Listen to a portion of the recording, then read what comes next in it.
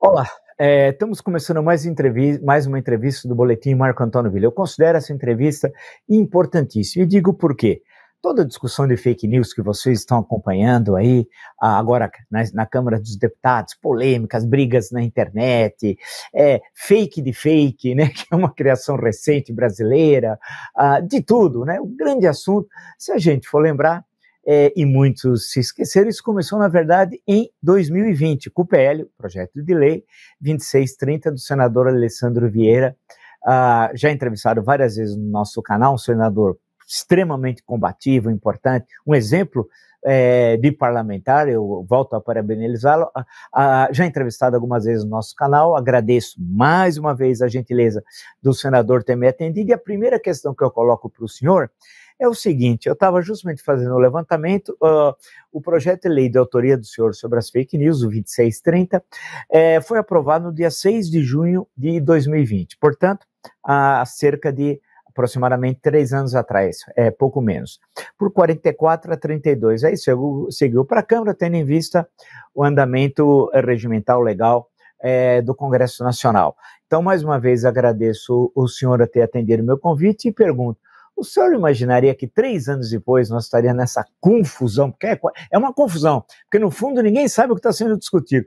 Assim, eu estou falando da população, essa enorme confusão sobre o projeto, o senhor imputando questões que quando a gente lê o projeto não encontra. Muito obrigado por ter atendido o meu convite. É um prazer voltar a falar com vocês. Professor, é um projeto que tem uma grande complexidade, tá? Ele mexe com a vida das pessoas, ele mexe com a vida de grandes empresas multinacionais, então a resistência, a dúvida, ela é natural. O que não é natural é o uso continuado, reiterado, muito intenso de mentiras para atacar o projeto. Eu tenho feito esse questionamento aos colegas senadores, do ponto de vista prático: qual é o artigo, qual é o inciso que traz algum tipo de dúvida, para que a gente possa resolver e sanar. E a maior parte deles não consegue fazer isso, eles apenas repetem, reproduzem aquelas mentiras que hoje circulam na internet e acabam, na verdade, dando mais razão ainda para a necessidade de aprovação do projeto. Porque é curioso, eu recebi uma mensagem de um deputado federal, bastante conhecido, do Paraná, e que há cerca de 10 dias atrás, aproximadamente, eu tinha feito um comentário, não sei se foi na TV Cultura ou na CNN, e aí ele mandou uma série de coisas, e depois uma postagem com 11 passagens da Bíblia, que ele citando, e dizendo que se o seu projeto fosse aprovado da forma como está na Câmara dos Deputados, em outras palavras, grosso modo, sou eu que estou adaptando, mas a Bíblia seria censurada. E outros mandaram dizendo que era um projeto comunista, feito por um comunista, o Orlando Silva. Olha a confusão. E que esse deputado comunista e o governo comunista ia acabar com a Bíblia e com os livros religiosos. Aí eu fui ler, inclusive, as passagens da Bíblia citadas, e evidentemente não tem nada a ver com a questão de fake news. Eu passo a bola para o senhor e pergunto o seguinte: e na hora que o senhor pede justamente, aponte aí no meu projeto, já aprovado no Senado, onde estão, por exemplo, onde está a proibição da Bíblia, né?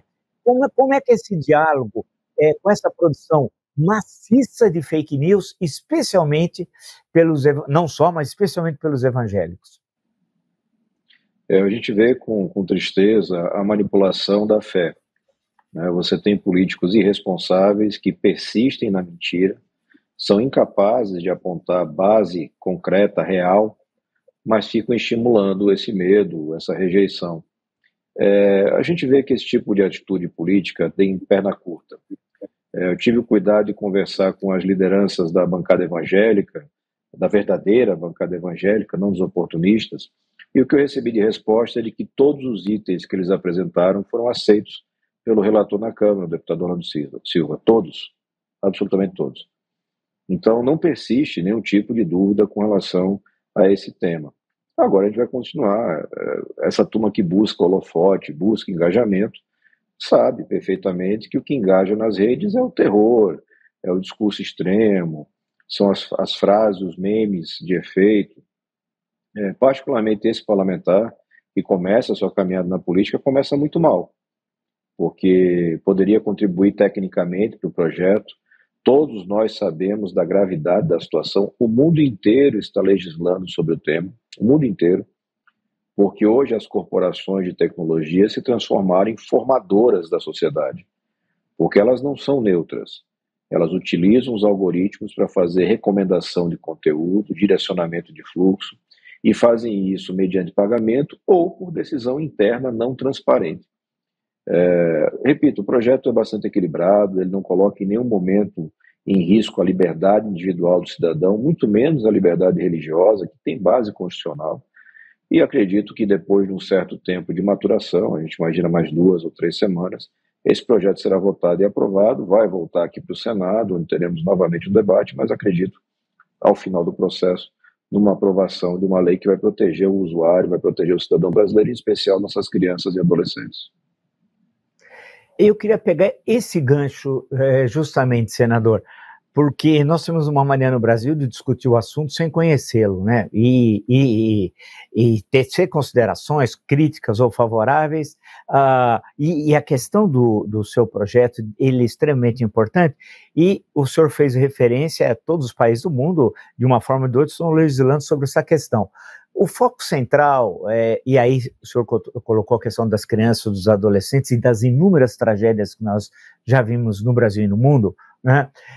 Qual é a questão? Quer dizer, o porquê, assim, em termos de passos, por favor, o senhor explicar quem nos acompanha, como é que surgiu a ideia do projeto e quais as razões centrais por o senhor fez o projeto e no que ele consiste. Eu sei que é um esforço de síntese, mas, por favor, que o senhor apresentasse para nós, assim, a quem nos acompanha, o porquê, quais são as principais questões e por que elas são importantes.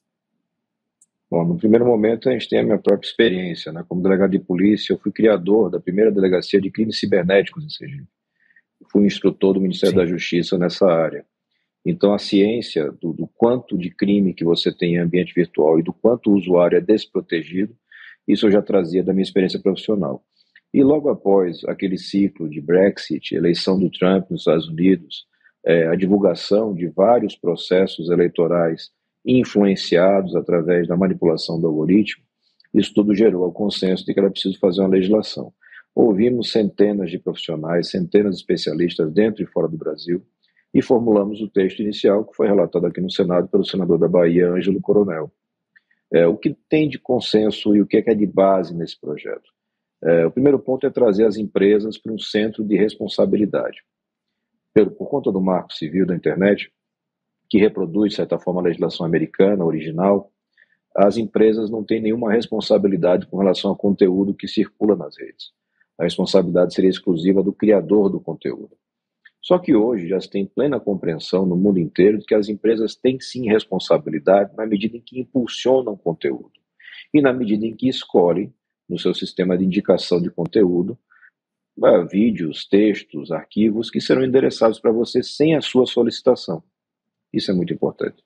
E o que o projeto traz, mesmo agora na versão relatada pelo deputado Orlando Silva, é muito claro, apenas o conteúdo impulsionado está sujeito à análise e às sanções do projeto.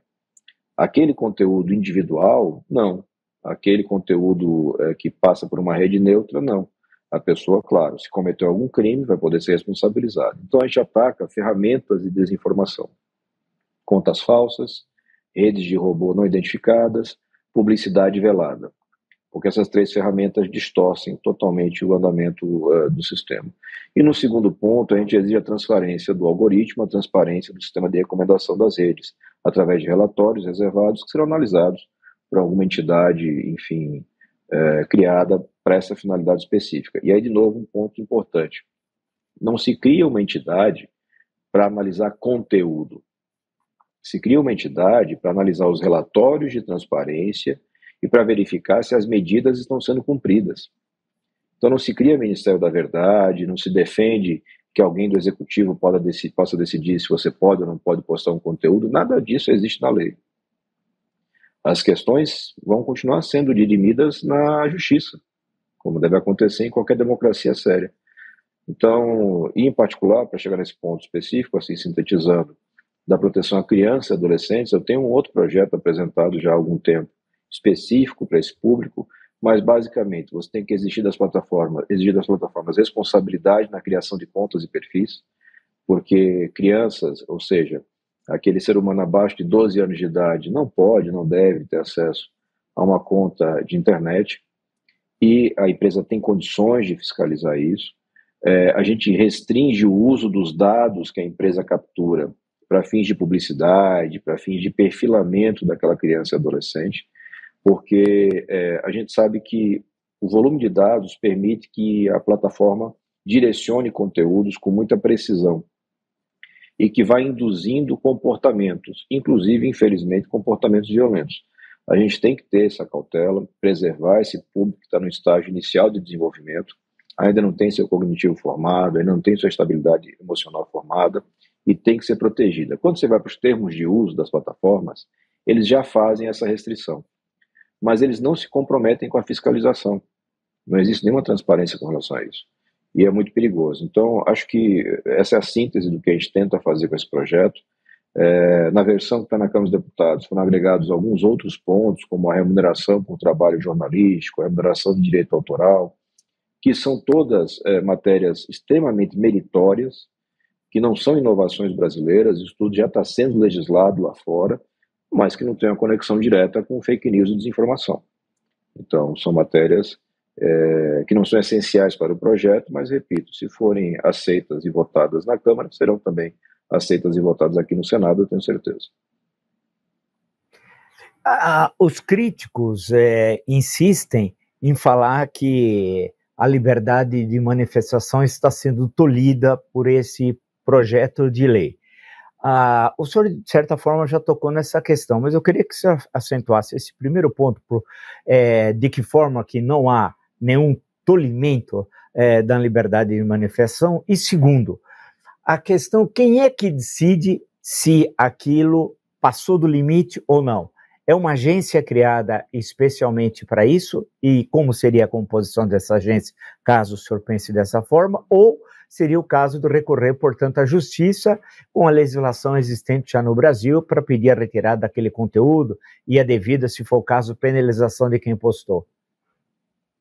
Bom, primeiro vamos analisar o que acontece hoje, né? Digamos que o Alessandro faz uma postagem, o Vila faz uma postagem, o presidente da República faz uma postagem.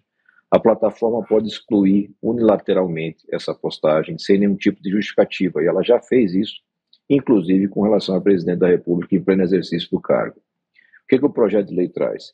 Primeiro, um devido processo legal para que essa remoção aconteça. Então, se a plataforma, por qualquer motivo, entendeu que é caso de remoção, ela tem que fundamentar, tem que abrir prazo para a defesa, tem que fundamentar a resposta a esse recurso. E no final das contas, quem efetivamente define se aquele conteúdo é ou não ofensivo a quem quer que seja, é a justiça. Repito que não existe nenhum outro tipo de mecanismo viável na democracia. Na medida em que eu não concordo com a posição da plataforma, eu tenho recurso à justiça. Só que agora é um recurso à justiça que traz toda uma fundamentação, traz todo um processamento, já traz qual foi a justificativa utilizada pela plataforma. Então, ao contrário do que dizem, de que a liberdade de expressão seria cerceada, na verdade a liberdade de expressão é protegida. Eu fico alarmado, eu fico impressionado em ver deputados, eventualmente senadores, manifestando que tem medo da justiça brasileira, que tem medo do poder judiciário brasileiro, mas que ficam confortáveis na mão de empresas multinacionais absolutamente opacas na sua governança. Me parece muito falta de conhecimento da maioria e oportunismo de alguns, seja porque aproveitam o uso de fake news na sua construção política, seja porque estão vendo uma onda, uma grande mobilização popular e é interessante para eles surfar essa onda. Acho que passado esse momento, todos nós vamos entender a importância da legislação, porque se ela não for feita, o que vai acontecer é que o Supremo, novamente, vai legislar, vai suprir a lacuna deixada pelo Legislativo e vai se posicionar com relação a isso, porque claramente a situação passou muito de um ponto de controle e exige uma providência imediata. O senhor sabe que, não sei onde eu estava falando, que eu falo em tanto lugar, mas eu tinha esse ponto final que o senhor destacou. Eu falei, olha, vai chegar um momento que isso vai empurrar o Supremo e vão dizer que o Supremo está legislando. Exatamente o que o senhor disse. E eu fico pensando uma outra coisa um pouco além e envolvendo o Supremo. Vamos dizer que seja, espero, torço por isso, que seja aprovado e bem aprovado o projeto de lei com os acréscimos necessários. Ele, devido às modificações, não sei se eu estou errado, o senador volta para o Senado, né? Eu estou correto, né, nesse caso, né? Volta para o Senado, perfeito. Aí alguém vai se sentir, o Paulo Pedro Maria José, tolhido, e deve recorrer certamente ao Supremo Tribunal Federal. Ou seja, de uma forma ou de outra, vão tentar judicializar, vamos chamar assim, de uma forma mais concreta, a questão. Eu sei que pode ser uma questão, não sei se não muito clara, mas o que eu estou pensando agora, tendo em vista a fala do senhor, é que o projeto de lei do senhor também, presumo, claro, evidentemente, né? Porque pelo que eu li, eu fiz uma leitura rápida, ele tem como base, claro, os princípios da Constituição de 88, né? Quer dizer, portanto, não há uma inconstitucionalidade no projeto que possa ser arguído junto ao Supremo Tribunal Federal, que ele tem um pecado original, né? E a partir dali, de alguma forma, aquele projeto ser considerado, numa linguagem mais vulgar, nulo, ou seja, sem validade. O senhor partiu também desse pressuposto da questão constitucional, né? Sim, a gente não consegue visualizar, mesmo exercitando a máxima criatividade, nenhum tipo de inconstitucionalidade no projeto. O projeto preserva as liberdades, o projeto preserva os interesses principais que estão lá esculpidos na Carta Magna. Repito, é um projeto que está sendo reproduzido com mudanças em todo o mundo. A União Europeia acaba de adotar uma legislação muito rígida nesse sentido, a Alemanha vem avançando bastante. Você tem no ponto a remuneração jornalística Austrália, já com histórico de mais de um ano de legislação, e as empresas não deixaram de funcionar, as atividades não deixaram de acontecer, as pessoas não deixaram de participar e postar livremente, nada disso aconteceu. Então, a gente tem a expectativa de superação desse momento de desinformação e a construção de um ambiente digital mais seguro para todos nós, porque a gente não tem mais a escolha de viver fora do ambiente digital. A nossa vida está, em grande parte, digitalizada, compulsoriamente. Então, é caso, sim, de regular para que você tenha segurança, tenha transparência, tenha direito de defesa e se possa ter um ambiente mais saudável para todos. Perfeito. Deixa eu colocar uma última questão, não sei se uma última questão, senador. O Senado que aprovou o seu projeto de lei em 2020 não é o mesmo Senado hoje em 2023. Explicando a quem nos acompanha, que acho que o canal sempre tenta ser didático, em 2022, no dia 2 de outubro, houve a renovação de 1/3 das cadeiras do Senado, né? O Senado, no total, são 81 senadores, 3 representantes por cada unidade federativa, né?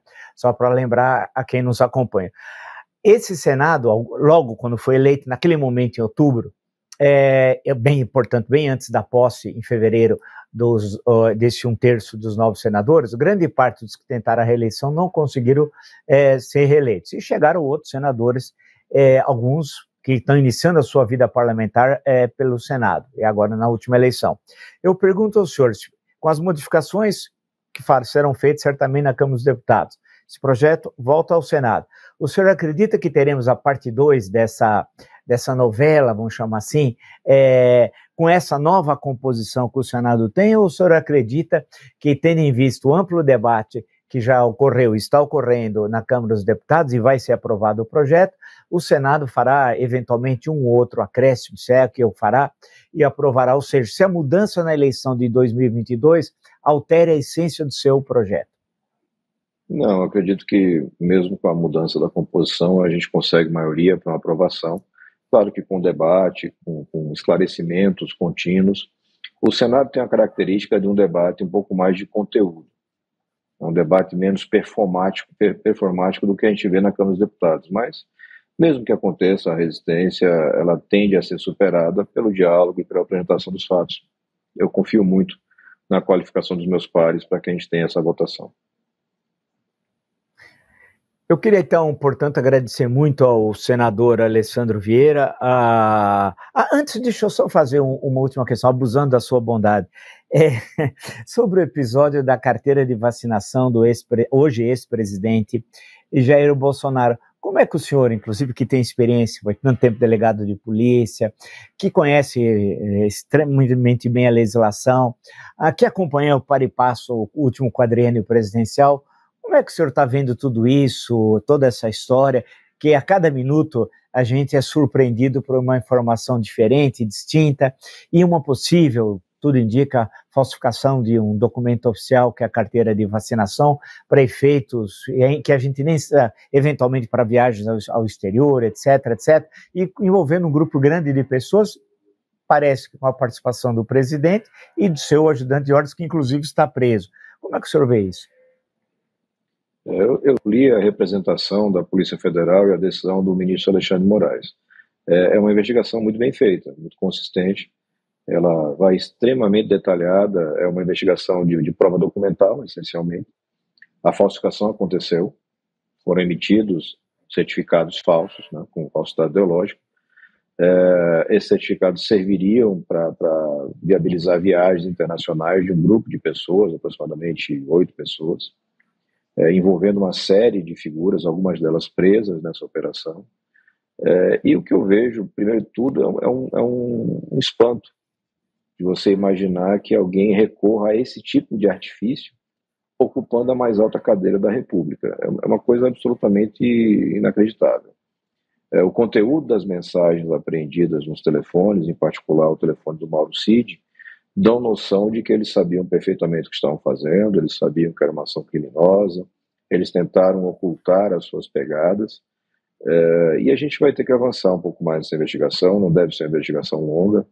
Ainda hoje, me parece que foi veiculada a informação de que a servidora cujos dados foram utilizados para acessar o sistema do SUS relatou ter sido ameaçada para fornecer esses dados. E a gente não pode cair numa armadilha, Vila, de uma espécie de concurso de crimes, né? Quem cometeu o crime mais grave? Porque é o que a gente vê hoje nas redes, a gente vê muito esse argumento. Invadir um sistema oficial, falsificar documentos para apresentar perante governos no exterior, isso tudo não seria tão grave quanto a corrupção. E o que eu defendo é que crime é crime.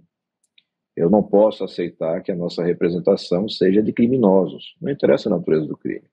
Interessa muito mais o desrespeito à legislação, o perfil vocacionado para a criminalidade e as consequências que isso tudo tem nas decisões de gestão, no cotidiano das pessoas. Espero ver em breve essa ação encerrada, já com denúncia apresentada, e que a gente possa dar um passo adiante, porque é literalmente uma fase, um período da nossa história muito triste e que a gente precisa deixar para trás.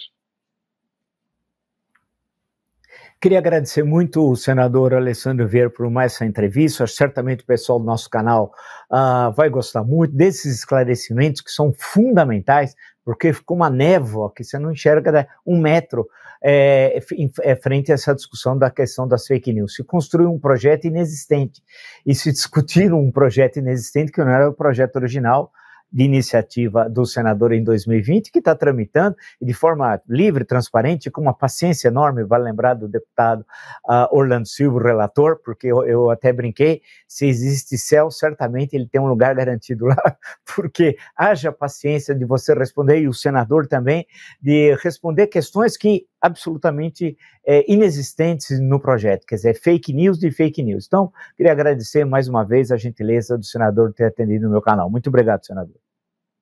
Um abraço, até a próxima. Até a próxima. Valeu, senador. Obrigado.